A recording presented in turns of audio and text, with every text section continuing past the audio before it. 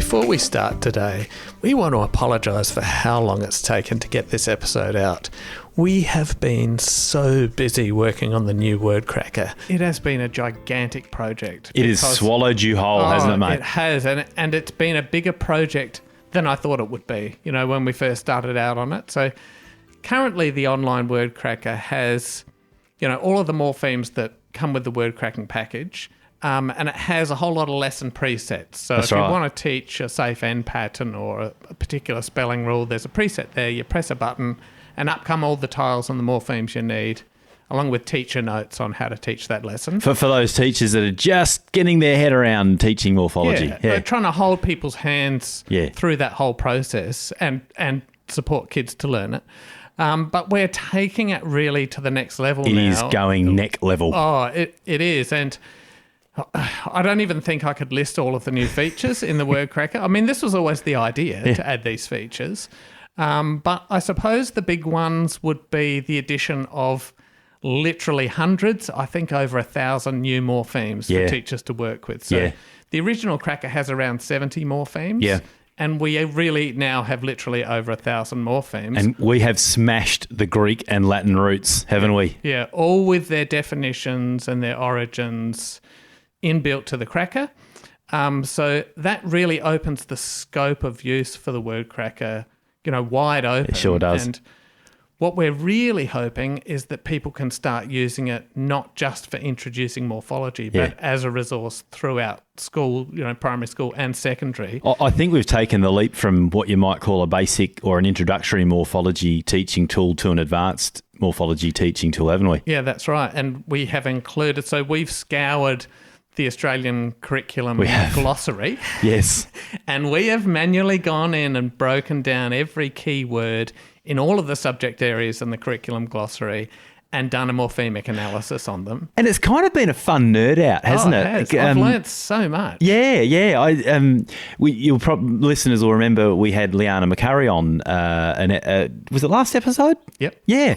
And Liana and I were nerding out. Well, actually, all three of us were nerding out on the morphology of maths words. And one of the ones I did was the pulling out maths words and breaking maths words up into bits and making those tricky decisions about, does the morphemic analysis help a student remember this particular word or does it hinder? Yep. But just we've both been in front of spreadsheets, just having Edam Online open on one tab, the spreadsheet in front of us. What have you've been relying heavily on Wiktionary. On Wiktionary too, yes. Wiktionary is an amazing resource.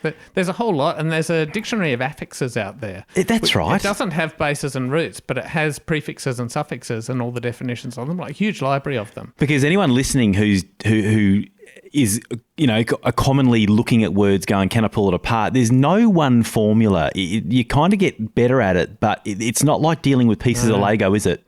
Pulling words apart into morphemes. It's really tricky. Like I find, Edam Online is a brilliant resource and so is Wiktionary, but I find this stuff really difficult, which a lot of people do, but, sometimes I read those Edam Online descriptions and I'm more confused than when I started. Yes, that's right. When this word come from, because it's so complicated. And so, this is why I think it's a valuable resource, because who has time to do that? Oh, that's right. And so I think us taking the time to do that, and, I can't say that we've probably got it perfectly, because it is such a complicated thing, but taking the time to do that for teachers. Yes. So a teacher can now bring those curriculum words onto the cracker, and the definitions and origins and examples of use of that word and similar words are right there for them at their fingertips. That's right. And another feature I've built in is the ability to look up live any word that you put onto the cracker. That's a game changer. You can look up on Edam Online or Wiktionary or different resources to look at more detail about that morpheme or that word and the origin of it. And the whole time we've been doing it, I don't know about you, Michael, but I've sometimes pulled a word apart into what looks to be its morphemes, and I've thought, I know someone is going to write in on the Word Cracker website and go, you've not nailed that. But the point is, we do it in a way which gives students a chance to get those meaning parts a bit apart, so they can recognise those key meaning units, in other words, and they can build those mental vocab trees, if you like, those vast networks.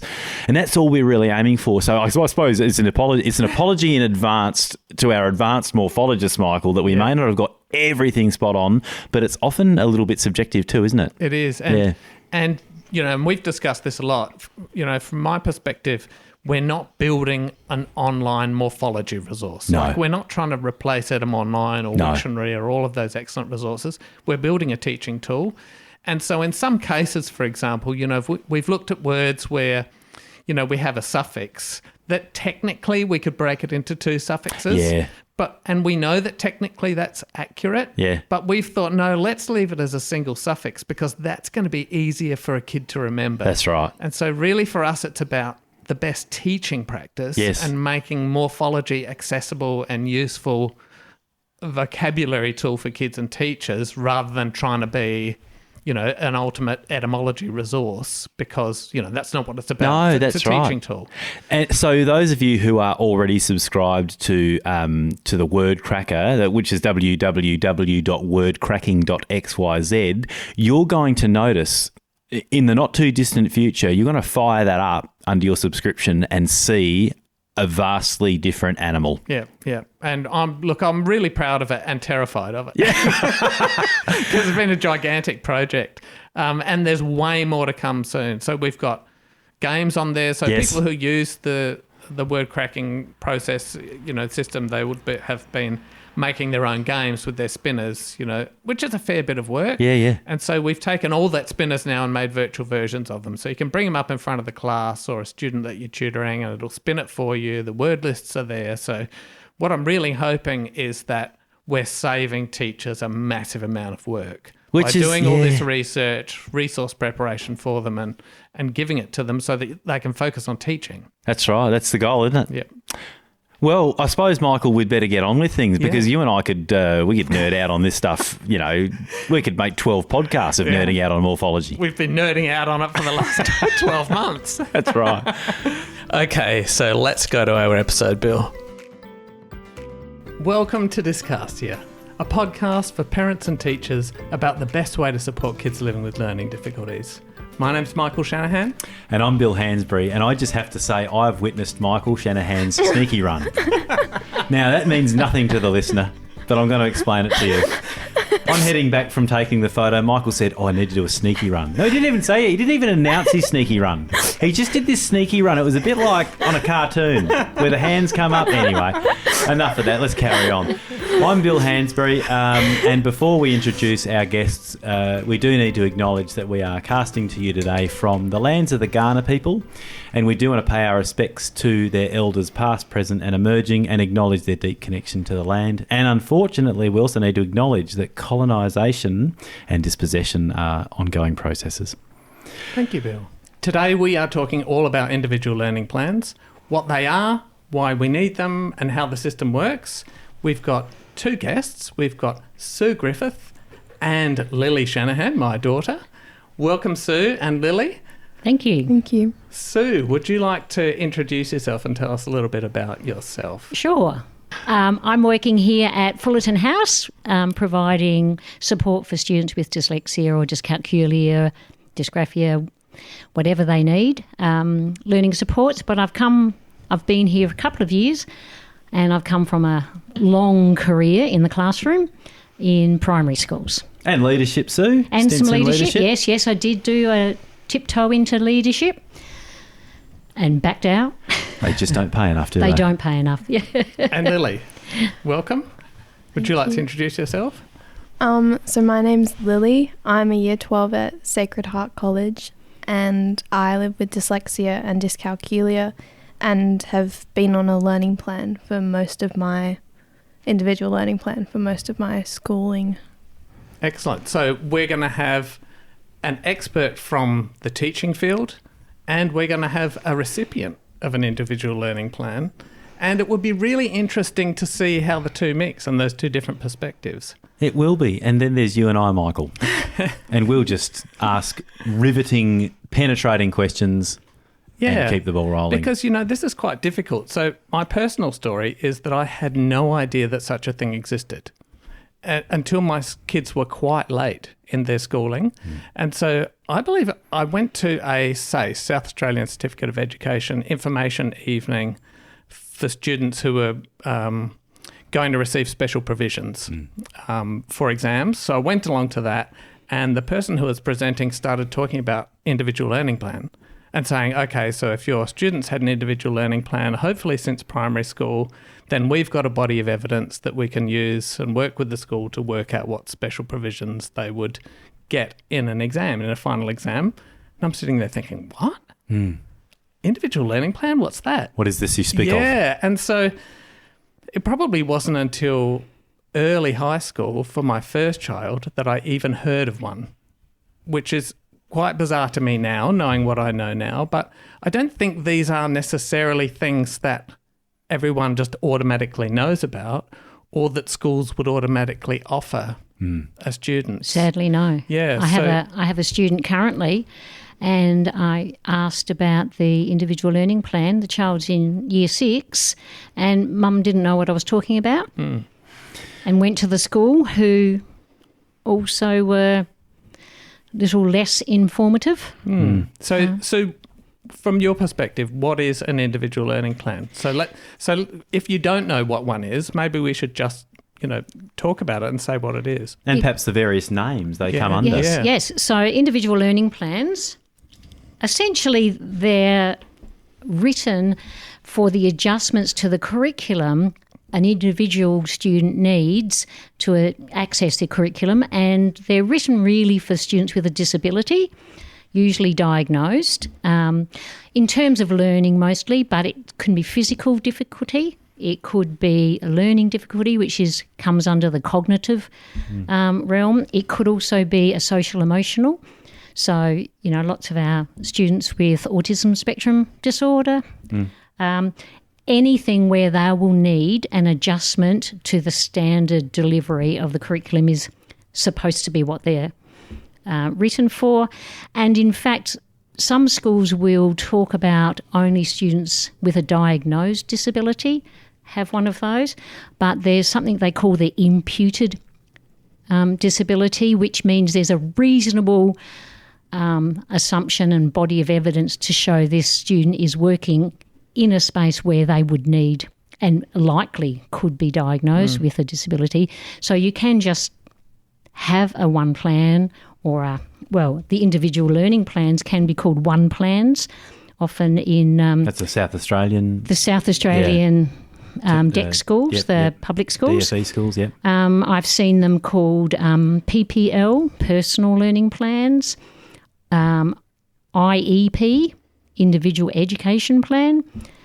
In the Disability Standards for Education, they call them RAP. I reckon that's a better name, but it's the Reasonable Adjustment Plan. Mm-hmm. Okay, so a student can get one of these regardless of whether there's a formal identification of learning difficulty or... According to all the guidelines. Okay. I think that's really important because, well, for two reasons in my experience. Firstly, getting an identification or a diagnosis is very expensive. Absolutely. Can be very expensive, prohibitively expensive. And so we don't want kids to be, not getting equity in their schooling because of a financial difficulty. And you don't want them waiting for help and support until that process has been gone through, which in terms of teachers identifying that there's some difficulties, parents understanding that and making some decisions themselves, and then the process of actually getting, contact with someone who can diagnose it, and then the report and... Which could take 18 months. Absolutely. If you decide to get an assessment now. Absolutely. It could take you 12 months, 18 months, to get an appointment and actually make it happen. So it's important from that perspective, this imputed. Yes, imputed. Yes. But also from the perspective of a lot of parents, and this isn't a value judgment, but a lot of parents don't want a label for their child, and so they won't get an assessment because they're afraid of getting a label or they don't want a label. Now, we don't want the child to miss out on education or equity in their education because the parents don't want that identification. So I kind of think that imputed thing's important because absolutely, I often come across it as well. I often have people contacting me saying, do I have to have a diagnosis to book in for tutoring? Yes. But I think it's really important that you don't. Absolutely. And I've got quite it helps, a few. But you don't have to. No. And I would never want to think that a kid misses out on anything because we're waiting. Yes. Waiting for something official to happen. Yeah. There's also a lot of kids that need help and support, but they don't have a disability. They actually don't. Even if you go through all the process, they don't have it. They've missed out somewhere along the way. They've just missed some foundational concepts, or their schooling's being a bit interrupted, or there's, could be all sorts of reasons, or could have been that they just didn't pick up on it and the class moved on.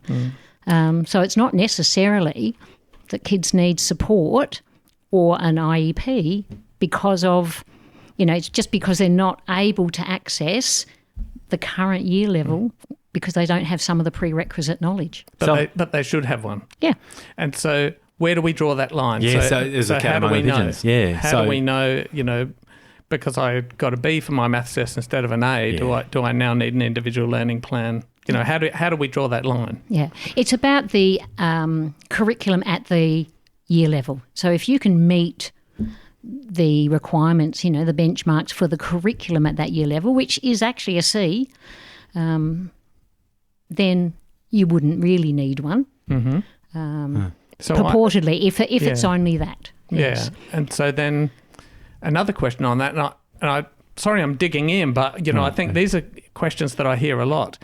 And, I personally, I think I don't really like a system that waits for a kid to fail before it gives them support. So absolutely, I think if a kid's been identified as, say, living with dyslexia or dyscalculia or a learning difficulty, they should have a plan put in place, even if they're doing well at school. Yeah. Because they could do better. Well, this is know what I mean? Yeah. Like it's about the equity, I that's think. just brought it up, that potential. So saying that if they're getting benchmarks that they don't need one, well, potentially somebody living with a disability particularly may be making that benchmark, but they might really be an A-grade student, but because of the way things have been not provided for them, they're actually just kind of, plateauing. Yeah. Gee, that's a can of worms. Yeah. Because as we talk about that stuff, my head fills with all sorts of stuff. Like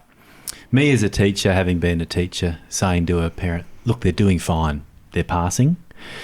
And a parent going, yeah, but they could be doing so much better.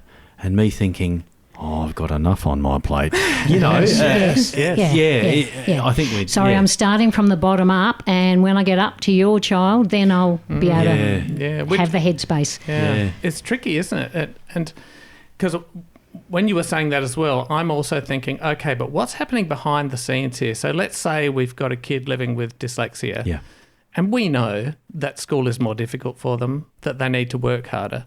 We also know that psychological issues almost go hand in hand with having a learning difficulty. So I think if that kid is keeping up and getting a C or a B, I think what are they doing? How much extra work are they having to do? And is this a bit of a ticking time bomb? Like, are they actually overworking, doing way too much to keep up the standard? The school and the teacher are going, oh, they're fine, they're getting Bs. Yeah. But actually behind the scenes, they're doing 3-4 hours of homework every night. They're the proverbial ducks on the pond. Yeah, the ducks, that's right. with the legs underneath. Going like crazy, Powering. and on top it's all smooth. Yeah. I think that's a dependent on the student thing. Some kids will just learn to work really hard, and somehow for some reason it won't take that toll, and then another student will just burn out after a year, 18 months of that effort longer. So it's very nuanced, isn't it? Like it's not a individual cut and dried line, it's an individual learning plan. Yeah, absolutely. And my final question on this starting bit is there any harm in one? No harm. You know what I mean? Where's the harm in having an individual learning plan? So someone lives with, and we're talking specifically now about kids living with learning difficulties. Absolutely, yes. There is no, even if they are not failing, we don't need to wait for them to fail. We can put a plan in place because we know that there are things that we can do to make life easier for them and make school more equitable. Yeah. So why not have that? Why in not place? have it? And it just might be that it's only 1 or 2 pages instead of 10. And it's just got a couple of easily actionable things on it that do actually make a difference for a student. It doesn't have to be a book. Yeah. And then my understanding is, in South Australia at least, and I imagine it's similar in other areas, that to get special provisions or, say, extra time in your final school exams or, a break or have someone scribe for you or whatever, you need to actually show a history of having needed that support. And this is what almost caught me out with our first child, because I didn't know about an ILP, had never had one in place. And then I was thinking, okay, we don't have a history we can show here. There's no actual evidence if you shift schools, for example, and you don't have any history with you. So I think even just from a purely kind of a record.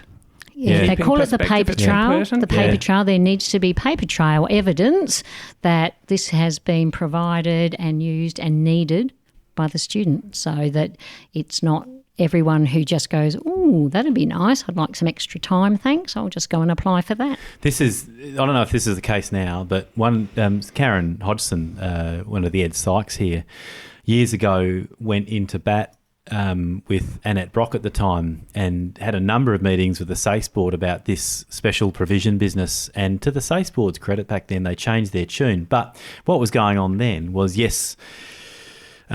students were being fairly regularly knocked back for extra time in exams, or a scribe, or use of a computer during exams. And that history was part of it. You haven't got a documented history. And so that was causing lengthy appeal processes for a lot of parents. But, part of the unsavoury underbelly of this is, I think this idea of showing a history of accommodations, or, to put it really simply, a history of getting extra time in a test, right, is because there's kind of, I don't know how I feel about this idea, but, they're just rocking up to year 12 and they're trying to get an advantage with their extra time and whatever. And there's something about that I find just a bit off, even that assertion that someone would do that. So what if a kid finally is identified in year 11 with having a learning difficulty and someone goes, they're just going for an advantage. And do you know what? It's often the students themselves I have to talk out of that, because they think, it's not fair that I get a bit of extra time. I go, well, you've got to understand, this isn't a level playing field. It's like you're playing soccer on a 30-degree slope and you're kicking uphill. So none of the kids, they're actually really worried about that being how people look at it. It is kind of guilty until proven innocent, isn't it? You know what I mean? That attitude of you're just trying to get extra marks or you're trying to scam the system is kind of like an assumption of guilt. That's probably what I don't like about it. Starting out, which isn't right, is it? And it's all around, it leads into all of that, the points you get for ATAR for your university entrance. And so if you're regional, you get extra points. Or if you're doing that subject, you get extra points. And it's, that's a rote, Well, that was, that reminds me, Sue. Sorry, I'll cut you off completely because I'm a tool. But anyway, we all know that. At the time, if a student said, I have anxiety around an exam, or there's been a death in the family, or not saying anyone faked that, but a student would just have to say, I'm anxious about exams, and extra time or a rest break would be given. Whereas if the student came in and said, I've got a specific learning difficulty, it was actually harder at that stage. I'm not saying it is now, but that was a type of stuff going on, and kids with learning difficulties going, well, how fair is that? My mate's just said he's nervous about exams.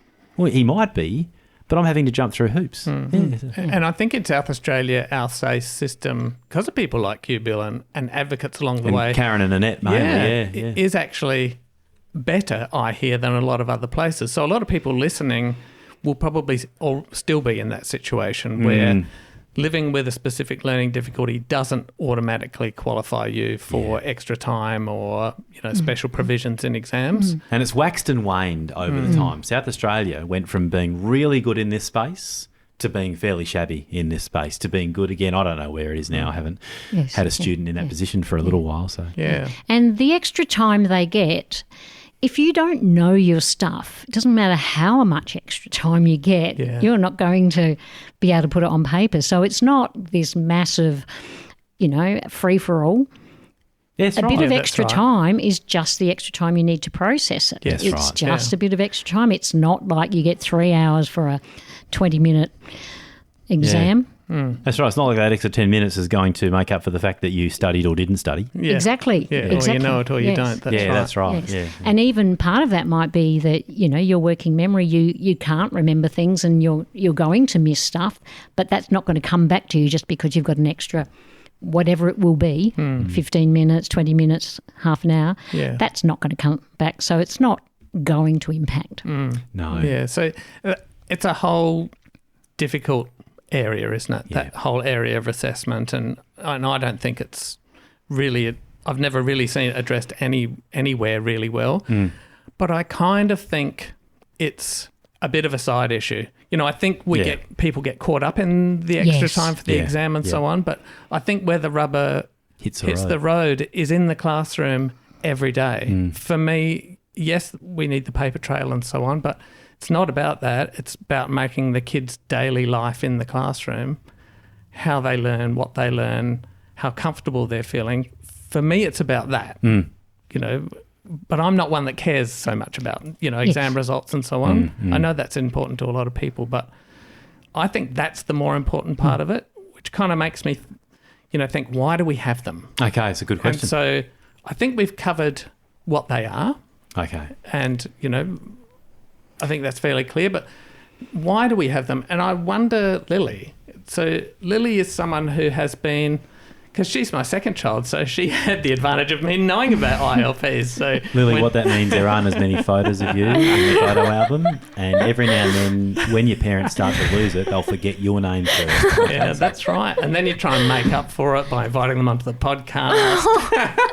It's okay, Lily, I'm a second child too. Excuse me. Yeah. So she had the advantage of me as an advocate going into the school and asking for one. My experience as a parent is that I was the one that had to initiate it. You're right.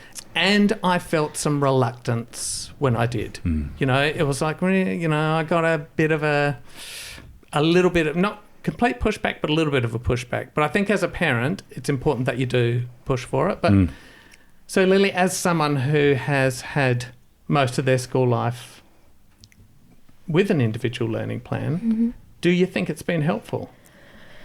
I think it's very circumstantial. Like it depends very much so on like if your teacher actually even follows it. Because there's been like heaps of times where I've had to be like, hey, I'm supposed to be getting more time, or I'm supposed to be getting this assignment like cut in half.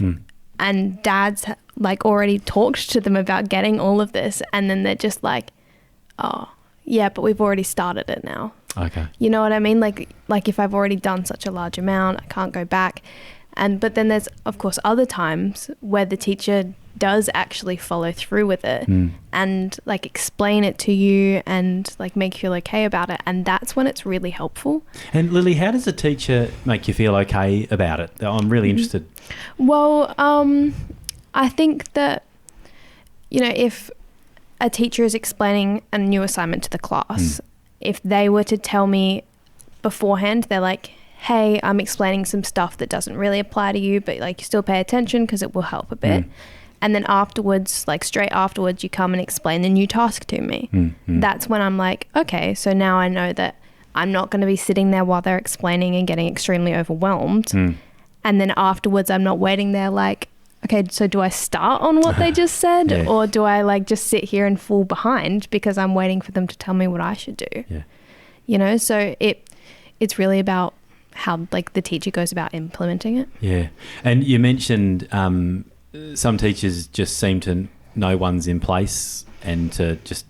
So I've worked with, like Dad and Sue, I've worked with lots of kids who tell stories around teachers handling the ILP really sensitively and well. And I've also heard stories of teachers with all good intentions actually without meaning to embarrassing a student in how they talk to them about the ILP. Would you have any advice for teachers? I know you're one person in this mix, and there's lots of kids with ILPs, but you got anything on that for us? I mean, for me personally, not making it extremely obvious that they're doing something different. Like, I've had teachers been like, okay, you have to tell me what the answer to a random times table is to leave the class for the day or for lunch or something. Yeah. And everyone else will get like really complex answers, and everyone's standing around watching, and they'll be like, what's 1 + 1? And I'm like, okay, well, a window. Yeah. Like, obviously, like, all right, that's pretty good. I get to go to lunch. But it's also like embarrassing because then the whole class is like, oh, like, is she stupid? Like, why is she getting such like a simple thing? Who doesn't know that? Yeah. You know what I mean? Gee, that's such a line for teachers to walk, isn't it? Yeah. Because the alternative is giving a kid something that's overly difficult. Yeah. Oh my gosh, yeah. But I can understand, Lily, that would have sucked. That would have been hard. Yeah, definitely. So I think, like, if a teacher is coming up with a new activity or like trying to think of an alternative for a kid that's on a PLP, that you really have to think about not just like how it's going to help their learning and how they learn, but also how it's actually going to make them feel and how other people are going to like perceive them because of that. Absolutely. Absolutely. And that probably gets down the track in terms of the paper planning, you know, when you're sort of, you know, scrawling one of these out or spending however much time. It's probably not, okay, so how are we going to go about involving the student? And look, age comes into it a lot. You know, secondary kids, very different, middle to upper primary too, you know. How implementing a learning plan affects a student and whether that's actually planned for. Yeah. That's such a good perspective, and that should be kind of written into the document just to remind, because that's it. Teachers, like lots of other people, but teachers have, you know, they're jugglers, but they're not just three balls they're juggling, you know. No, 30. So absolutely. Plus all of those 30 balls also have the family attached to them as well. So they're not, you know, they're like juggling medicine balls. And I think there's a period of your childhood, teen, late primary, where you're working out who you are, where actually that peer perception of you is even way more important than the schoolwork and how you're doing at school. Yeah. And so it's, for a period of time at least, it's probably the most important part of a PLP is working out how to deliver it in a way that doesn't humiliate or, you know, damage the kid who's on the other end of it. That's right. And lots of kids reject any sort of support because it's seen. So the young kids in primary school, having an education support officer or a SSO or whatever you call your, you know, associated teacher aide, the old teacher aide, yes. But having them in the classroom with you, that's fine when you're quite young, but it doesn't take long before kids don't want that. So they'd rather be withdrawn because maybe people don't know, but they still see. But they don't want it because of the way we do it. Well, that's the push and pull of being an adolescent, isn't it? You're trying to work out how you're unique, but you don't want to stand out in the wrong ways. And what methods have worked best for you, Lily? Like, can you think back to, you know, circumstances where teachers have done it well? I've got a scenario while you're coming up with it, and interrupt me if anything pops into your head. I've had students tell me that just a teacher quietly pulling them aside and going, "Now we've got this ILP thing. How do you want to play this?" Has you ever had anything like that? Definitely. I feel like, again, that can be done quite well or quite badly. Okay. Like, I've definitely had teachers, like, while I'm at a table of friends or something, come over and stop our conversation and then, like, tell me how I'm going to do the assignment. People can hear, people can listen, they learn what I struggle with, and, like, it's a thing that they can talk talk about to you, you know, and that's definitely not what you want pointed out at that age. No. And so, but then there's also really good times when the teacher's like, lets you know before or after quietly without it making it obvious to other kids that you're like needing some adjustments. Yeah, just try and keep it on the down low. Yeah. And then sometimes they can do that and your friends go, are you in trouble? Yeah. What was that about, Lily? Yeah, no. Yeah. But the is it tact? It's discretion. Yeah. Is that? Yeah. Yeah. Okay. Yeah. And how important would you rate that compared to the actual learning plan itself? Oh, it's like 50-50. You know, like there's times that like teachers have spoken to me quite badly before I was diagnosed because I wasn't keeping up or I wasn't understanding. And that obviously was like caused a lot of anxiety and was like difficult, but so is when you're getting the support and a teacher isn't discreet about it. And like all of your peers are seeing that, like, well, from their point of view, you're not as smart as them, which isn't true. It's just like you learn in a different way. Yeah. And so it is pretty much 50-50. Yeah, that's really interesting, isn't it? Because as teachers, I don't think we think so much about that. And all of our conversation so far has been about the nitty gritty of it. Yeah. Yes. But kind of leaving the recipient out of the conversation. Oh, you know? It's so easy to go there, isn't it? Yeah, to forget that stuff because we're going to get here, but these things take teachers and mostly in their own time. Yes. Always in your own time. Always in their own time. I'll get on my high horse about that shortly. You know, it's not a Dyscalculia episode if I don't get my high horse about something. Anyway, yes. So teachers teachers are leaving the profession in their droves. In droves. And the constant message that we're hearing is, look, if all I had to do was teach, it'd be hunky-dory. Now, you can argue that writing an ILP in your own time is part of teaching. It probably is. But, yeah, there are lots of teachers having to come up with these, often with a very low level of understanding around things like specific learning difficulties. So they're kind of stabbing in the dark about what goes in this thing, which boxes to tick, how much to put in. And as they write it, going, do I have a snowball's chance in where of actually implementing all of this? Yep. Yeah. And remembering it. Well, there's the other For thing. 5, 6, 7 different kids in my class and what their needs are. It's a real juggling act, isn't And that's it? what Lily alluded to, Yeah. if a teacher remembers it. So all of this conversation about handling it with discretion, at least number one, they've remembered. Yes. And then they can, unfortunately, maybe get it wrong from there. But the remembering's a big part. 30 kids. Who's got an ILP? In some classes, I've teachers telling me, I've got 30 kids in my class and 28 of them have an IEP and ILP, particularly if any of those students are under the guardianship of the minister in South Australia or are Indigenous students. So, sometimes different jurisdictions say if you fall into this demographic, you must have one, which I think has been possibly, I'm not passing judgment on that policy, but I know this has probably been a big part of the straw that's maybe breaking some camels' backs here. Yeah. Okay, so kind of wrapping this little bit in a nutshell, what I'm hearing is we've got ILPs, we put what are actually really sensible, smart goals in place, but we don't necessarily know how to make those goals happen, and so they might just keep getting kicked down the road. Or even if we do know how to make them happen, we may not have the resources required to give the kid that support. It may be that the school, for whatever reason, doesn't have an intervention program, and so we just can't do it. That seems like a whole big, difficult box of stuff. Yeah, this is a very depressing episode so far.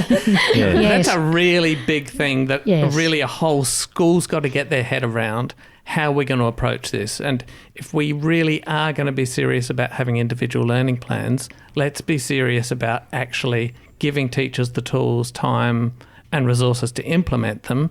And let's not put something in there that's unachievable, because that kind of defeats the purpose of it, doesn't it? Yeah. Yes. So I think they're talking about those specific difficulties that might need an intervention is one bucket of what we're talking about. But I think there's another more general component of an individual learning plan that just is concerned with day-to-day classroom Yep. work. So yes, I live with dyslexia. I need intervention. Let's just put that aside for a moment. But I am now a kid living with dyslexia or dyscalculia in a classroom. I might not even be doing English, you know, I could be doing science or another subject. What kind of stuff is going to make that classroom more friendly for that kid, a more comfortable place and more equitable? You know, not necessarily talking about specifically this person needs to learn the CK rule by the end of this term or whatever, but just day-to-day things like extra time. So I mean, that's a big one, isn't it? Yeah, so you're saying what's the easy stuff that can make a difference? Yeah, because I think we've been painting a picture of, you know, and quite rightly, I think, that this is an incredibly difficult job. I dare say impossible for most teachers. Yeah. You know, in the current system, it's pretty much impossible to live up to the expectations of 28 ILPs in your class. Yeah. And great. You know, it's kind of, and I think when you're in a situation like that, you get overload and you just kind of throw the baby out with the bathwater, don't you? Yeah. You know, that's why you get to the point of saying, I can't do this, it's just all too hard. Yeah. But if we think more in terms of what's achievable, because those little things that you do each day to make a classroom more comfortable for a kid living with a learning difficulty, those kind of things are achievable. Yeah. For example, and I'll just share some things that have really worked for us, and Lily can share some of hers. But so I'll talk about my son. A great thing that helped him was the ability to take a photo of the whiteboard. That sounds so simple, but, you know, kids are not allowed to use their phones in class. A lot of the kids I tutor now have their phones locked away, so they can't even, you know, locked away in a security thing, so they can't have it, which kind of makes me sad because I think, oh, boy, I'm glad that didn't happen when my son was at school, because what would typically happen is he'd get home, I'd go, how'd you go? And he'd say, oh, the teacher said something about something. I didn't get it. I've got this assignment I have to do, but I have no idea what it is. And I'd go, oh, can you give me a hint? Yeah. What was the teacher asking for? What did they think? And he can't quite remember it. But when we got him taking photos of the whiteboard, he could show it to me and I go, yeah, oh, I get it. Yep, this is what you're supposed to do. And I could lay it out for him and say, here, you just have to get this done, this done, this done, because I could see what was written on the board. That is so simple. And if you can't do that, then for a teacher just to be able to provide a dot point list on whatever, say, system you've got, whether it's sector or Seesaw in a primary school. Or one of those IT systems. Here's today's lesson. Here are the teaching points. Here's the assignment I gave to the kids. So as a parent, I mean, this is another problem because parents can't usually access the kids' version to see it. But as a parent, I can help them. You know, they get home overwhelmed, but we can sit down and go, oh, okay, here's the assignment. Yeah. Look, you just have to do this and this. Those instructions. Yes. It's a simple thing. Yep. Because if you're teaching, you've already actually done these instructions, haven't you? Yeah. You know, you would think that this lesson has been prepared and somewhere probably written down is your instruction, your sequence, your worked example. Somehow sharing that with someone at home who can help, or even the kid who can go home and they've forgotten it, but they can review it themselves. Because kids with a learning difficulty do come home from school tired and overwhelmed and just not in really any nick to articulately communicate, I guess, a homework task. So, and I'm seeing schools get so much better in this space of sending home or putting up on the learning platform, whatever it is, what has to be done. But a few years ago, Michael, absolutely, that being able to take the photo of the board was such a game changer for so many of my kids.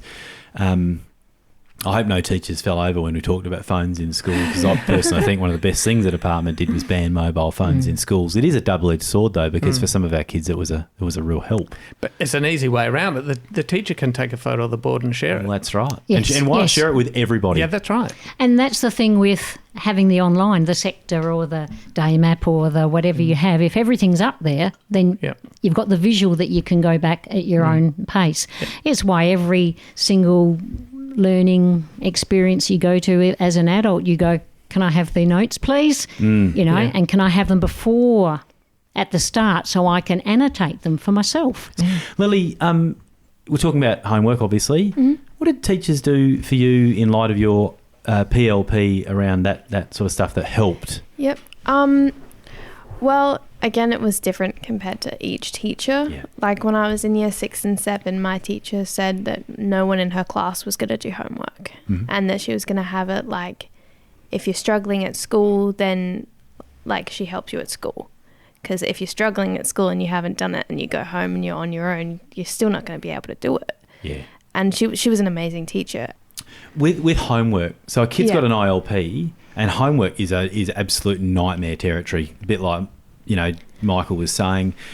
What's one thing that teachers did that made the homework task clear? So Michael's example was with George, the photo of the Yep. board helped. Is there any other things that teachers have done that you think makes a real difference? I can't think of any. Oh, that's not too good. Nothing. It's been a nightmare. It sucked. Yeah, kind of. I think in primary school, something that really helped was homework time rather than a task. Yes. And so it's not like you have to get these 20 problems finished for homework tonight. We had an agreement that you do 20 minutes homework. Yeah. And no matter how much is done, Yep. you just cut it off. Yes. Yep. Okay. I forgot about that. Yes. What you get done is what you get done. That was really helpful. Yeah, Yeah, a right. big de-escalation there of that whole anxiety Yeah. and staying up late at night to get the homework done Yeah. for fear of getting into trouble. And then even if you struggle with it and you've put in like 3 hours just trying to understand this like one math problem that you can't get, and you go back to school the next day and you haven't done it because you didn't understand it, and the teachers and other students would be like, what, you didn't do it? Like that was so easy. Again, it makes you feel stupid. You get told off, but you've spent like triple the amount of time that everyone else did on the task really trying to put the effort in. Yeah. And that's not fair. No. You slugged your guts out. Yeah. Yeah. No. So that definitely helped when it was like you spend half an hour on it instead of this amount of questions. Yeah. Was it hard, Lily, at 20 minutes or half an hour walking away, and you felt like you had nothing to show for it? You'd not got to Yes. the end? Yes, it definitely was hard. Yeah. Because it was like, well, there's a reason that I'm doing this. Like, I'm supposed to be doing this work. Don't I like need to know all of this stuff that I'm trying to do? Or, but I kind of had to trust Dad and the teachers when they were like, no, you can still learn and do this amount. Yeah. Because you learn differently, Yeah. So it was definitely, again, because I'm so lucky that I was able to get that help and then get that reassurance when I was like unsure about if I should be doing more or not, but yeah, I was definitely lucky to have that reassurance. Yeah. Yeah, so timed homework was a really good one for us, and especially in terms of anxiety. There's a whole lot of anxiety. So, getting into trouble for not getting your homework done, I can understand teachers using that as a motivator for the majority of kids in the class. Get this work done. Everyone's running late, and you kind of give them a serve, don't you, to try and put a rocket up them and motivate them to get the work done. But the impact that has on somebody who's already overworking to try and keep up is actually huge. Yeah.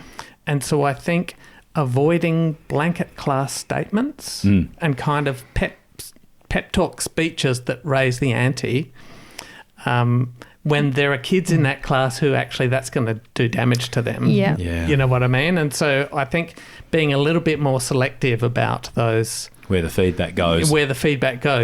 Absolutely, some kids need to be pushed and they need that pressure on them. But for other kids, that pressure is exactly the opposite. But of what they Michael, need. when you've had a gutful and you're tired and you're low on caffeine, giving the class a good old rev up is so much fun. Yeah, because while you're revving them up, you're planning in your head what we're going to do next. And sometimes just being astounded by my verbal fluency as I, Using big words. big words. This is not good enough. That's not big words, are they? Anyway, sorry. Atrocious. Atrocious. So that's worked well. Yep. The other thing that's worked well is having, when it's happened, is having assignments and projects broken up into smaller pieces. Yes. Rather than getting the whole big overwhelming assignment in one hit, being able to say, okay, this week I just have to get this done. Yep. And I think, Lily, like, we had a bit of a routine around that. Yeah, you know, definitely. we'd sit down and we'd plan the week. And so you could have these realistic, achievable goals. And even if you hadn't done all the work, you could feel a sense of satisfaction that you've done what you had to do that week to keep up. No, that's definitely helped throughout all of my schooling. You know, like when I was in primary school, when I wouldn't get that, I'd fall behind. And then when I would, I'd know what I'm supposed to be doing, and it was like achievable for me. And even now, like recently, I had an assignment where the teacher was like, it was like a 2,000 word investigation into like the effects of adoption, blah blah blah blah. And did you choose the topic? and you know, each week she'd be like, okay, so like I just need this paragraph done, and this paragraph done, and this paragraph done, and she stretched it over the term, and we just did some other tasks like during that time, and it turned like a 2,000 word investigation into like a half an hour task each week. You know what I mean? And it, like we all got it done, and it was really helpful. And Lily, this was for the entire class, this approach? Yeah, right. It was. And that was also really good, because then it wasn't any humiliation or like, oh, you're different sort of thing. Yeah. You know? So that you turned around one day and you're gone, oh, it's done. That was literally it. And it's not bad. Yeah, that was it. Like I felt like I could actually do a really good job of it, that it was up to my potential. Yeah, right. Okay. Yeah. But you get the same amount of work given to you in one lesson, and go home and hear you've got to get this done by the end of the term. It's like, I think it would be so overwhelming. You probably put it off until week 8 or week 9. And then meltdown. But don't we do that? Don't we do that as adults as well? Yeah, absolutely. I never do that. Yeah, that's right. Yeah. But, you know, you get something that's sort of a massive thing that you need to do, and so you procrastinate. Yep. You know, I remember writing reports as a teacher and going, oh, that cutlery drawer needs cleaning. Oh, gee. I'll do that first. The dog's bum looks dirty. It's procrastination because it's such a massive task. It's the same thing. But teach them all as if they're dyslexic. Well, and everybody achieves. This is really interesting because, Lily, this is what you shared is a really effective strategy for all kids. And as you were talking, I was thinking, yeah, that'd be good to put into an IEP, you know, break it into small tasks. And I'm thinking, hang on, this is a teacher that broke it into small tasks for everyone. So, yeah, just really good teaching's got a role here to play in making life a whole lot. I think making learning a lot more effective. It's not just about making life bearable. That was a very effective strategy to help you guys take a big task and do a quality job of it. Yeah, I actually learnt something from it. Like, that's very rare for me to be able to say. Like, I know that's bad because it's like school and you're supposed to learn, but like I feel like you adapt to what you know gets you a good grade, not to what you know makes you learn. So you don't actually learn. Big fat shout out to Sacred Heart College. Well done. Well done. Yes. Okay. We've been talking about extra time. So there's a few things that I'm sharing, just like from my experience, not just with my own kids, but kids I tutor. I think extra time is a little tricky because if I give you extra time for your assignment and you've got 5 assignments to do, then I'm basically now saying to you, hey, everyone else is doing 10 hours homework, but you're lucky enough that I'm going to give you 20 hours of homework. Oh, no. Because I'm going to give you extra time. And so it's I can see extra time to do in an exam or in that kind of testing environment is useful, but extra time to finish an assignment literally means I'm giving you extra work. I think a better strategy is to have an output reduction from the outset. Okay, we're talking about output and we're saying words. Yep. Another way we accommodate is we say to students, this doesn't have to be a 2,000 word essay. we've got to find a way for you to get what you know about this topic out, and it doesn't have to be written. Have you ever been accommodated for like that, Lily? Yes. Okay. Yes, there's been times where lots of the time it'll be, let's take your words away, let's put it into a video of you explaining, or let's put it into a PowerPoint where you can explain it to us.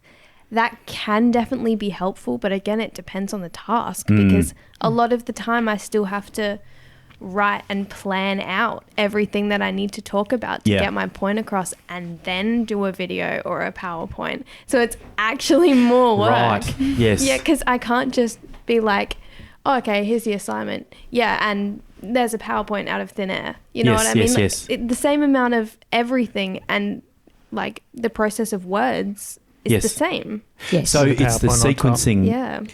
Yeah, it's the sequencing bit. It's still having a plan about what I want to say and in what order am I going to say it, regardless of whether it's in an essay or a PowerPoint or I'm filming myself teaching the dog. Yeah. You know? Yeah. So you've had teacher interviews? They're usually pretty good. Yeah, because then I can just kind of like question and answer things. Yeah.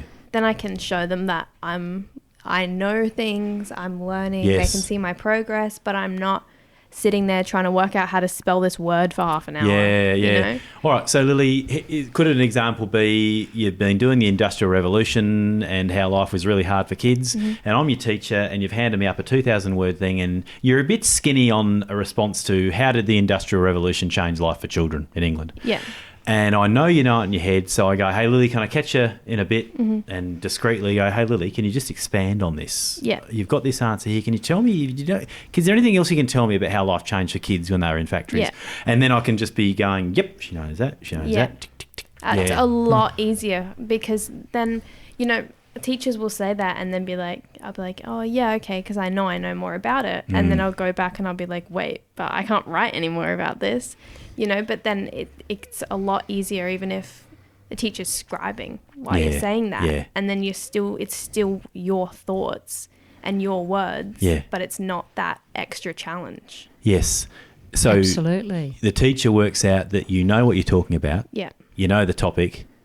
You can really articulate it well, and they're just kind of moving out of the way. Yeah. That writing bit, that transcribing and ideation part, which is, well, the ideation is not the difficulty; it's getting it down. The transcription bit is, right. And I think as a teacher, you can probably get more information about how much a kid knows if you can quiz them. Yeah. You can't quiz an essay, and you can't say, oh, what do you mean by that? Yeah. And then they say something magnificent, and you go, wow, they really get it. It's just they didn't quite know how to write it, because that's difficult. So it's knowing your kids and knowing, I reckon Lily Shanahan's got more to say on this. Yeah. Because she's demonstrated in class that she's got it. Well, actually, what I'm talking about is an interview instead of the assignment. Right. So not in addition to the essay. So not like a supplementary thing to the essay, but don't write an essay. We're just going to do an interview. See, We're I've just had going that to do a at Q&A. Sacred Heart as well. At Sacred Heart's pretty good at accommodating. That's good to hear. Yes. And it was for drama, and you could either write an assignment about it, or you can just have a group discussion with the teacher and some other peers, and she can see like the ideas that you have. Ooh. And you still have to prepare for it. You still have to do all the work, 100%. but it cuts out that writing part, which is very, very time consuming. And for some kids, that's how they need to write. That's how they process all of their thoughts and stuff. Yeah. But when that's completely opposing for someone, then that's really difficult, which is why I think it was amazing that we had the choice to either talk to her in a group or do the assignment. Lily, you just made an incredibly important point. You said for some people, the act of writing helps them articulate and get their thoughts in a row, and for some people, it absolutely gets in the way. Can I talk about another common one that you'll find in ILPs? Reduced word count. So it's very common that you'll see in an ILP, 2,000 word essay, this kid only has to do 1,000 words or 1,500 words. My experience of that is that it makes it much, much harder. Because you got to condense. How on earth do you do that? How many hours do you spend turning a 4,000 word essay into a 2,000 word essay. Yeah, that's literally what I'm doing right now. I can't do it.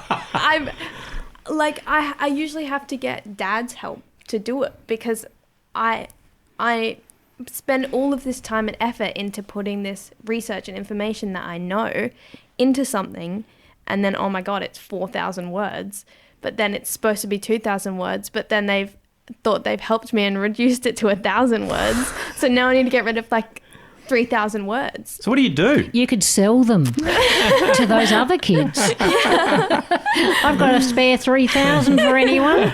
Yeah, so it does like the opposite. It's, again, more work. And I'm sure for some kids that, you know, see, for me, if I can manage to get information down, it's a lot and I can't condense it. But I'm sure for some kids it's kind of the opposite. You know what I mean? Like they can't stretch it out. So it really depends on the kid. Well, having a difficulty stretching it out is usually just not having enough of the content in your head. Not enough information.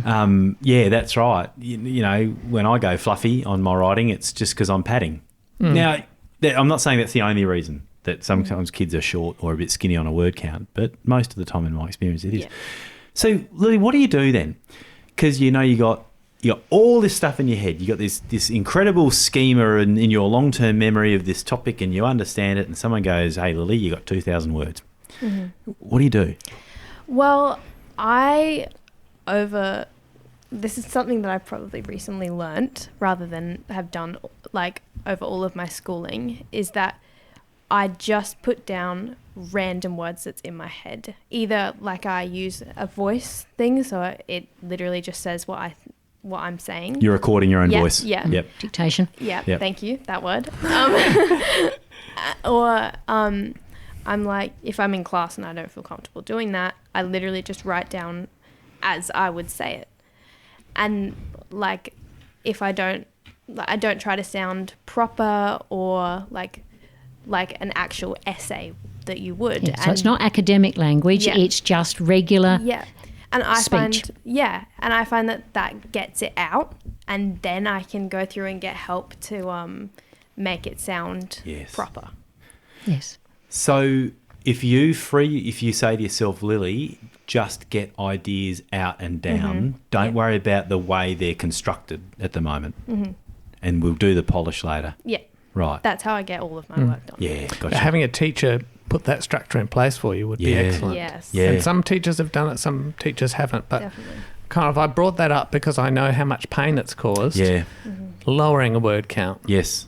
And another one we've often seen is dot points. Oh, just give me a dot point list. Don't worry about writing an essay. Just do it as dot points. Yeah. That's even harder. Yeah. You know, to try and condense your thought. If you have difficulty with written expression, trying to condense a big thought into a single dot point is really tricky. So what we're not doing is smashing a teacher who's out of... No.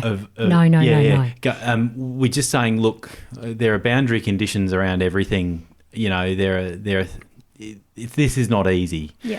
But absolutely, you know, reduced word count has made life easier for a lot of kids. However, just keep in mind that it can also have an opposite effect. Yeah. And maybe just talk to the student about you know. Oh, how dare you, Bill? What? How dare you suggest that? I know, because there might be a lot of students to just have this conversation with, if you do have a number of students with, you know, IEPs and ILPs and whatever they're called. But as a teacher, if you had what you were expecting them to give you in the essay as questions, that would make that process much quicker.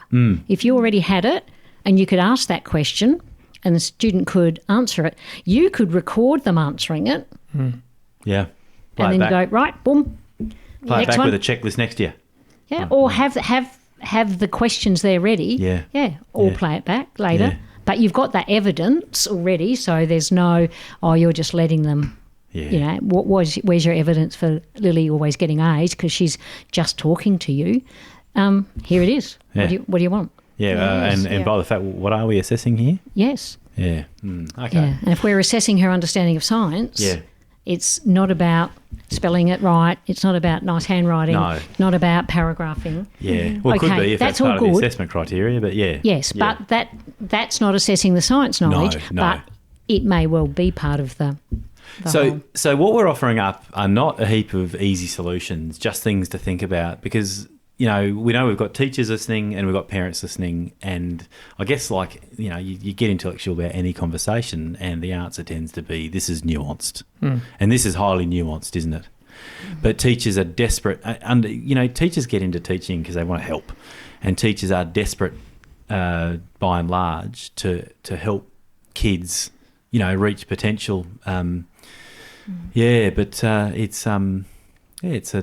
a long game, isn't it? It's not easy. And for secondary kids, a lot of them haven't been taught how to construct a proper sentence, how to put those sentences into a paragraph, how to put paragraphs together. Mm-hmm. They haven't actually explicitly been taught. And look, I remember very long time ago when I left school, I had never been taught how to construct, and we used to call them essays back in our day. Why don't they call them that anymore? But back in, when I went, into teaching, somebody just said in an introductory kind of course, well, if you've got a 2,000-word essay, you need 20 paragraphs of 100 words each. Each paragraph needs to have a topic, and you can actually write them in any order, but then just rearrange them for your argument. So you can do some of the easy ones first, or, wow, that was my go-to, like almost forever until I learned a bit more.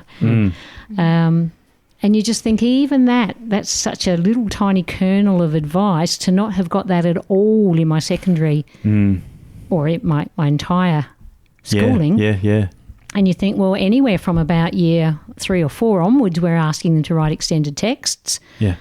So. And do watch this space, because there is a movement around the building blocks of good essays going right back to what's a clause and how do you write a good one? Yes. And then how do you write a complex sentence? Yes. And how do you expand a sentence? How do you combine a sentence? So the writing revolution. Well, yeah, as well as and that is just a beautiful culmination of all of these strategies that have been around forever.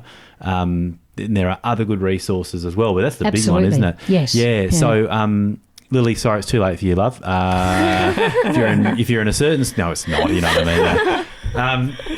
Yes, so we teachers are getting much better, and parents watching this happen. You're not going to see kids writing full expositions maybe in year 3 or 4. No. But by heck will you see this work on them being able to articulate to you how you write a compound sentence, a complex sentence, how you take 2 short sentences and combine them to make a sentence with better meaning, what a clause is, what a conjunction is... All of that. And even the fact that a simple sentence isn't just a short sentence. No.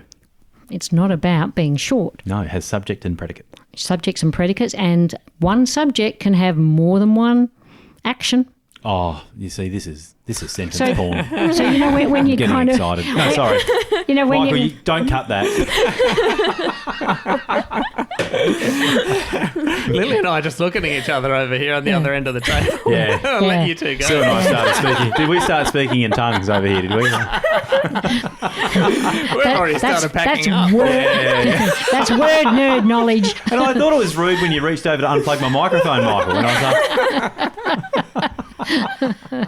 Anyway, sorry. We've got to get back to this. But, not knowing that when I was teaching.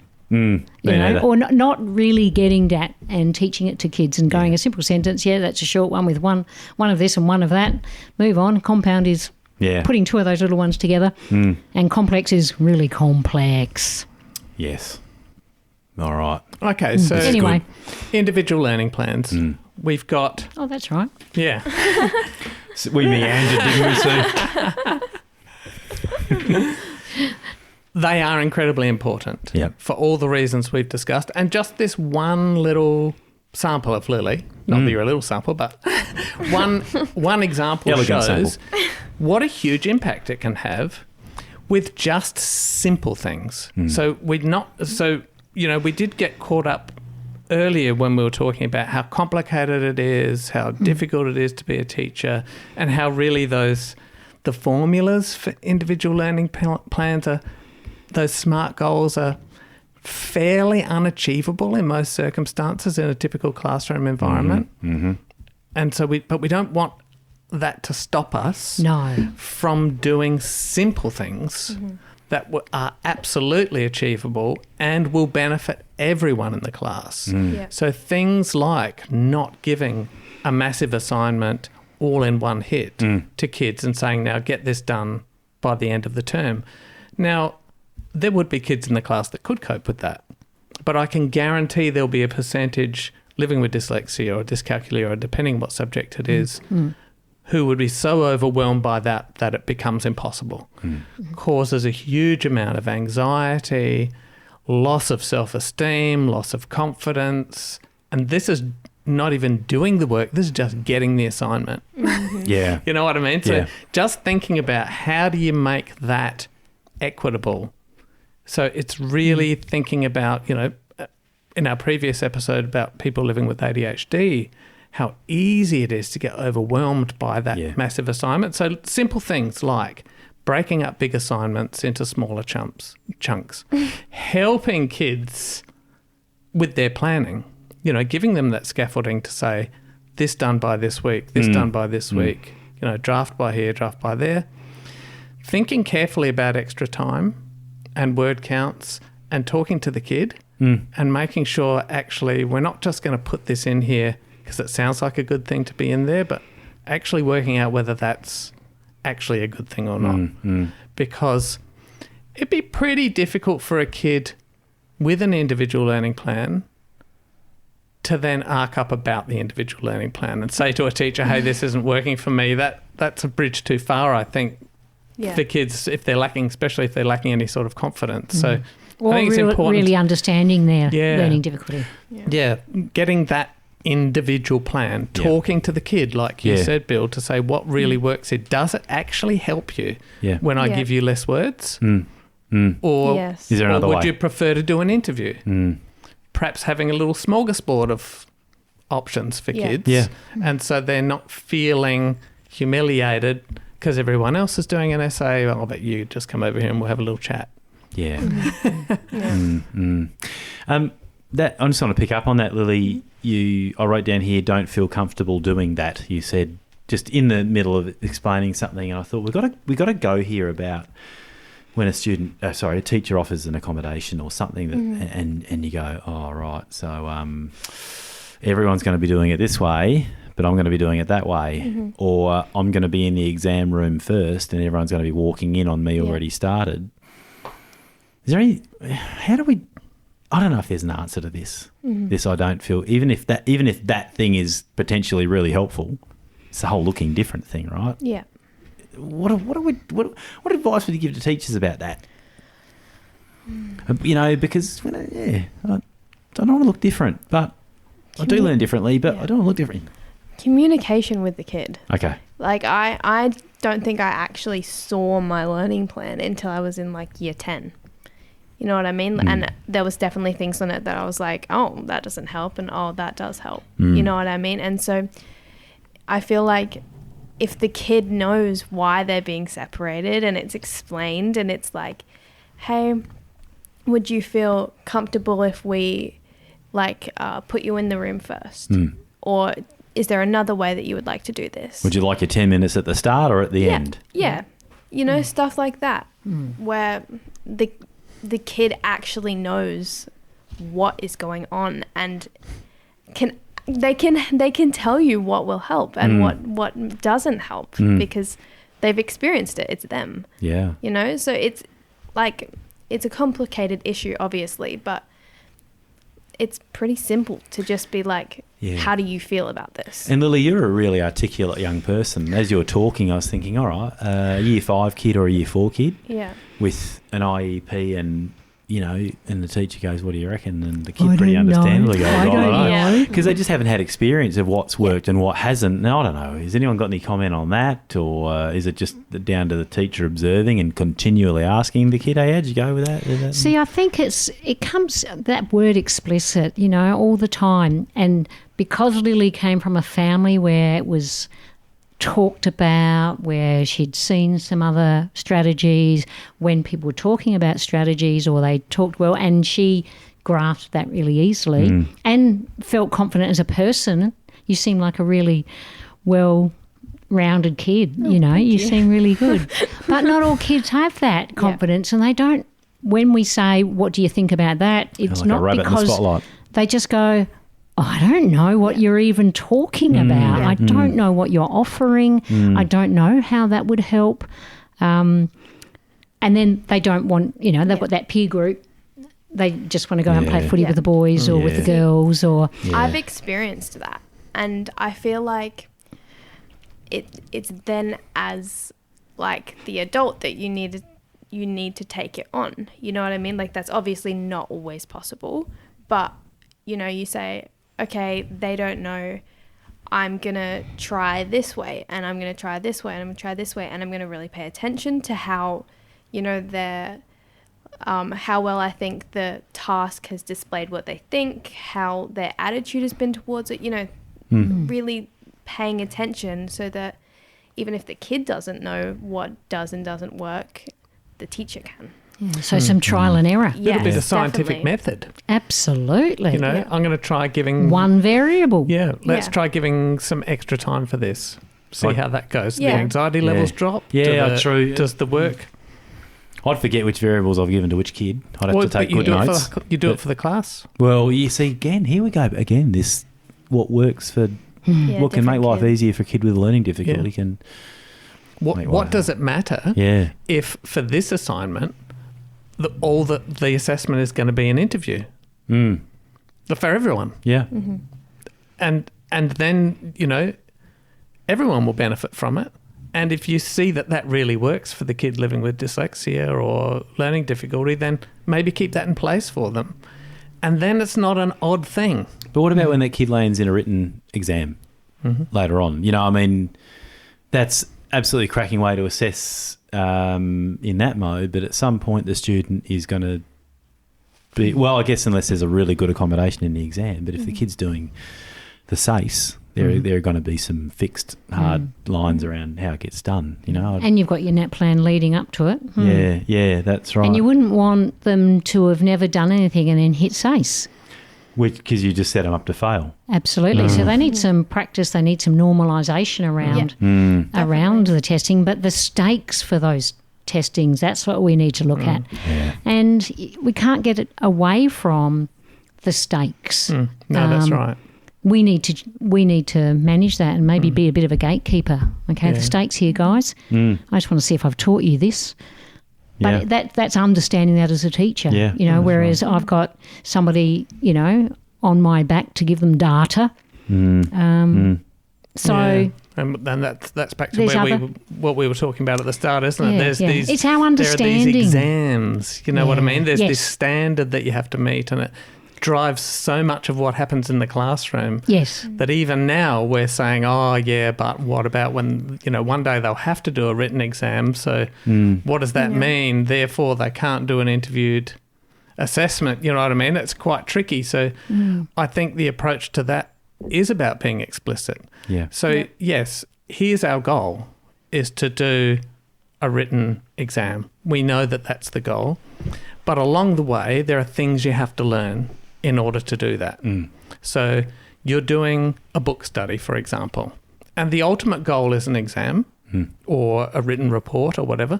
But why not along the way yes, Yeah. have yes, interview questions, have yes. a different approach along the way? That means they can access the knowledge faster, keep at pace with So the the class. learning. Yeah. So the learning still happens. Yeah. And then, yes, I think that will still put them in a better position when it comes to the final exam to do the work, because the opposite to that is, okay, so let's say I give you first part of this assignment, instead of doing an interview, I'm going to give you've got to write an essay report, because that's what the final result's going to be. So, you know, let's prepare you, let's write several reports as practice. The problem there is a kid living with dyslexia may not ever get that first report finished. Or dysgraphia. Yeah. Yeah, may not ever get past that first report because it's too difficult, and you've jumped straight to the end outcome at the start, but give them 4 goes at doing an interview and, hey, you only have to write a paragraph each week, then they're keeping up with the curriculum, they're keeping up with the class, and sure, there'll be a written result at the end, but we don't want that to stand in the way of them making progress. The intended learning. The Yeah. intended learning.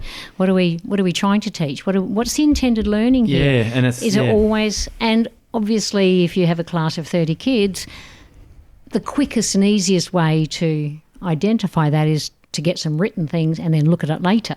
Yeah. But that's not always for all things. No. If we can learn some other ways, and teachers are open to learning, but they need time to learn. Oh, my Yeah. word, they do. Yeah. And they're not given the time to learn.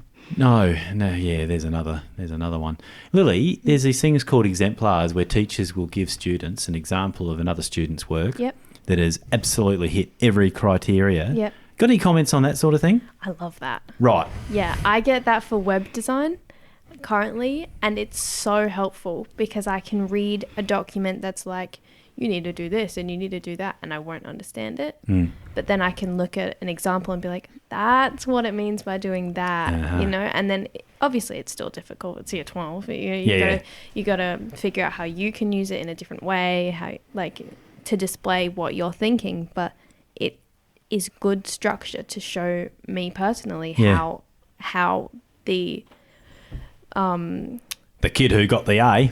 how Or the the kid who end got product. the A used the planning, used what the teacher gave you Yeah. to do well. So that's been a helpful thing. Yes, that, it that, has. that, yeah. It's almost like, if you look at it from a cognitive load perspective, it's here's how an expert has done it. Let's break that up and get you thinking like how an expert does it. Yeah. Or I say to you, Bill, your task is to build a house, but I'm not going to show you what a house looks like before you start. Like, what hope have you got? Yeah. So But I am just going to tell you, you need lots of wood, you need lots of nails, you'll need some power tools, and you need to use them appropriately. And I will be digging holes and sticking wood in them. Yep. Yeah. Yep. So I think it's essential to know where you're going. One of the most difficult things is understanding what to do in the task. Yeah. Now, we have had occasions where Lily has come home and said, hey, here's this task I've got to do. I don't understand it. And so I say, okay, give it to me.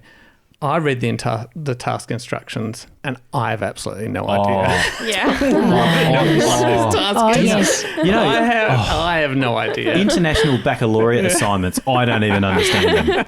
Yeah. So I just don't get it. And we've even used ChatGPT where we've put in the description of the assignment and said, can you explain this to us because we can't understand it? It was pretty good, actually. Yeah. It said, this is asking you to do this, this and this. But we actually needed those instructions Interpretation. decoded for us because they were so poorly written, to be honest. And these haven't even come from teachers. They've come from SAYs. Yes. Yeah. Usually if Or they come from teachers, you can understand them better. Yeah, that's right. Yeah. And so having the exemplar makes that much easier to interpret and understand. Yeah, so if you have the instructions and the exemplar, and when they're using some gobbledygook term to describe something, there's so many of them that It's are like so, having Google Translate. Yeah, there's yeah. like, I can't think of an example, but show your evidence of, in this paragraph you must show your evidence of post blah blah blah learning.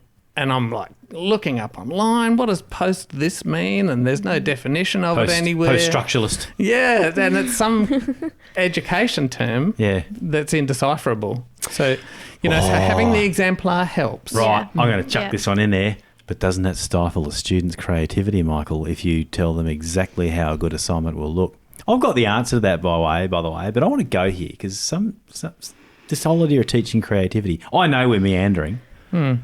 But also, how are you going to plan for marking if you're saying that's stifling creativity, if you're looking for this, but not telling anyone that's what you're looking for? Yeah, it sets kids up to fail. It does. Yeah. I've got a bit of a controversial answer to that. Go. I don't think that creativity is going to help you. I think creativity is not what you want the kids to have, because my personal experience, I'm a creative person. Whenever I've been creative in an assignment or a report or an essay, I have failed dismally because the teacher has said, you haven't proven this point, this point, this point, and this point. Yeah. In fact, it took me a long time to learn that actually they don't want me to be creative. They just want me to regurgitate the answer. Oh, you have to be their version of creative, Michael. Now I'm going to be even more controversial and say there's a fair bit of compelling evidence you cannot teach creativity. Creativity is just a result of how much knowledge about a topic you've got stored up top. Yeah. Now, so you've just written cooking a recipe. I did write for cooking a recipe.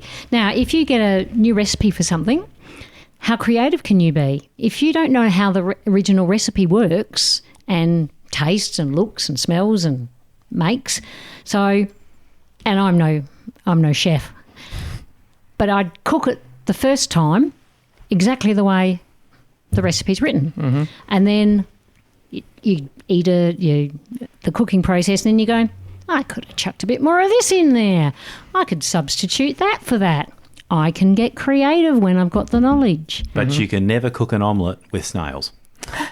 I would never. You've got to get the basics right. Yeah. You need eggs. Yes. So knowledge.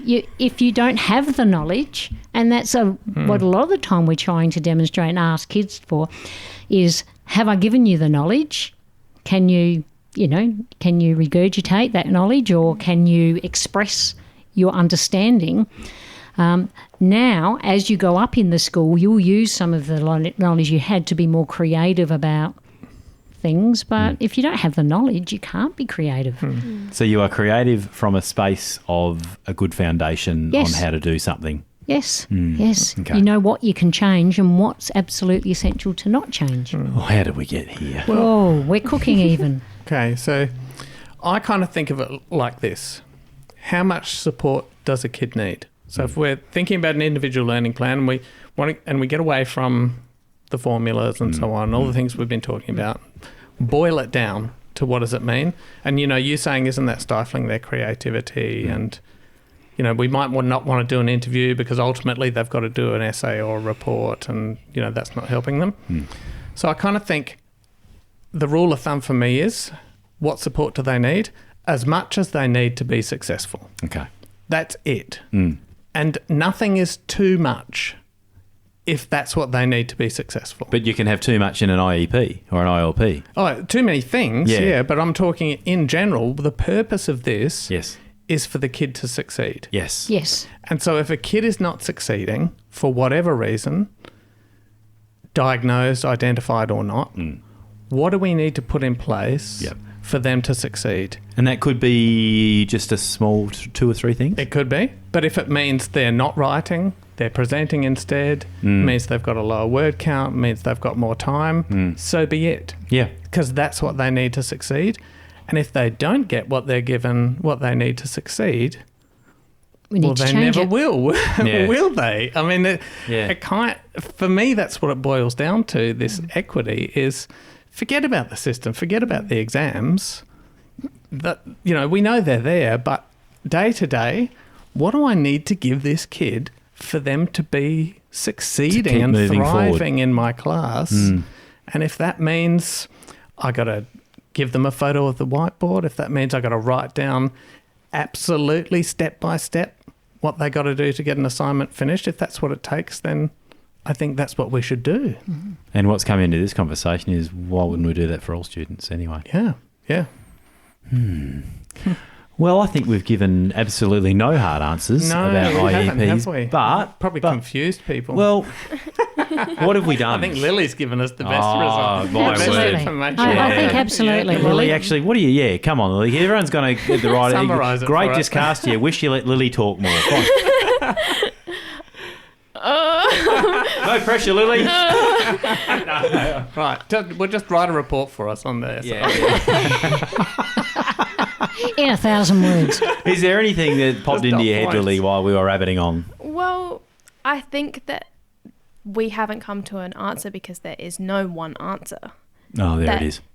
it really depends on the teacher's workload, how the teacher works, what the student needs, and how the student learns. You know what I mean? There's no answer that can cover all of it, which is why it's so confusing. Yeah. Well, that was Yes. tidy. Brilliantly said. Yeah, that's right. That was tidy. All right. Well, Not much more to say. where we go? I just want to look. I'm going to get all industrial. I really do want to see teachers being given release time to write these things, and I don't think teachers should have to write them alone. I think they need to be written in conjunction, obviously, with the student, the parent, and also a learning specialist if there is a learning difficulty involved. I think this stuff is being glossed over, wallpapered over, and it has become a box-ticking exercise in schools. Yep. And that is just wasting everybody's time. We've got to be serious about these documents, I think. Anyway, there's the rant. Yeah, we have to do them. Yes. But like you said right at the start, Sue, what's the point of putting in a plan and a goal if there's no knowledge or skill or resources to actually achieve it? Yes, yes. It is completely pointless. Yeah. And a lot teachers are having to put in for what they call the NCCD. So every school in Australia has to submit it's called the Nationally Consistent Collection of Data on students with a disability. And so they have to have the evidence, they have to have the disability identified, they have to have the level of support, so there are real parameters around that, and they have to classify that disability, like we talked about earlier. So that part is a data exercise. So that's sort of all overshadowing some of the what's really going to help Lily, you know. Yeah. But that doesn't have to, but I guess it's just our way of understanding it, and we all come at that for a different point. But I think hearing Lily's point of view and going, this is really what it is for me every day, and, you know, those great insights over that time, Lily, I think that's probably a big thing for people. And Yeah. Okay. Well, Thank you so much. it's been a hoot. It's been quite hard, big thing to get your head around, isn't it? yes. And you know, honestly, personally, this has been a battle with schools, and I am not someone who would go in and abuse a teacher or blame a teacher. I don't. Having been a teacher, I know how hard it is, and that everyone's doing their best, but it's a battle against the system. You know what I mean? Because it's not really set up to support it. I would agree. It's tricky. It's really hard. So I think it's difficult to come to a concise conclusion because it's a bit of a mess. Yes. Yeah. Isn't it? Yes, We're not doing yes. this well. Yes. No. And if we were doing more in kids' early years, if we knew what to do, some of that would have been, we could get it going if we understand what to do. So some schools and places are probably, a little bit ahead of the game no doubt. in that area. And if we can start there, I think it's not unachievable. It's just at the moment, it's the big dump of the assignment at the beginning of the term. If we can break it down, and if schools can break it down and go, you know what, some schools have started trying to do that and doing an awesome great job. And maybe one day, we'll be actually teaching teachers what to teach and how to teach it in pre-service. Before they hit the classroom. Yeah. Yes. Yeah, well, That's the dream. For me personally, the reason why I know it can work and why I know it can happen is because we've had chalk and cheese experience in Lily's schooling. So, big plug for Sacred Heart. When she went to Sacred Heart, the whole world changed for us. And they are not doing anything It's not a magic huge. program. It's not like the teachers there have to work harder than every other teacher because they've, got a good system in place. They have a good system, and it's made a real tangible difference to Lily's school experience, and they haven't been super time consuming, super difficult things to implement in the school. It has just been around the things we've talked about. That talking to the student, breaking things down for them, making it simpler. And my experience is at Sacred Heart, the big difference has been that as a school, they've been proactive. In the other schools we've been in, I've had to be the nagging parent going in and saying, hey, what about this, what about that? Or you've given Lily this, but her ILP says this. You know, sometimes as a parent, you've got to fall back on the ILP because, you know, that's the document you've got. It's been the other way around at Sacred Heart. You know, they've been reaching out to us. They have in place a regular review and opportunity to meet and talk to the parent, say, how's it going? Is it working for you? Do we need to change it? It's not that hard to do, but Lily, from your perspective, it's made a huge difference, hasn't it? It's made a huge difference. Oh, wow, that's fantastic. Yeah. No, definitely going from like mum and dad having to go into some of my past schools and being like, you know how I learn, you know what I need, you tell us you'll do it, and then nothing changes. From like and now it's like we get like weekly emails that's a survey of how you're doing, and then if you're not doing so well, then like the leader of your like head of house comes and talks to you. Right. And like that, and the survey will include things like your sleep schedule, like your mental health, how comfortable you are with other students, how comfortable you are going to teachers for help, how your learning is. And like it's just like a weekly email that you send out. You know what I mean? Like it's not like a huge thing, but I feel like that's a good way for the school to keep track of how each student are doing. And it's That's involving great. the student. Yeah. Yes. Yeah. And there's probably lots of schools who are doing that. So we've got to remember that, you know, we sort of make some global statements, but we're not tarring anyone with the same brush. So there's probably lots of good work going. Oh, look, there is, and we have no commercial agreement with Sacred Heart. It's where Lily goes, and but that's so good to hear. We'll bleep out the name. Well, no, we shouldn't, because are we open to a commercial agreement? No. I think a school needs a pat in the back where a pat in the back is due. Yes. So yeah. Okay. Well, excellent. Thank you, Sue. Thank you, Bill. Thank you, Michael. Thank you, Lily. We're going to put as much information as we can up on the website. So I've got a little example individual learning plan. An exemplar. Like a template.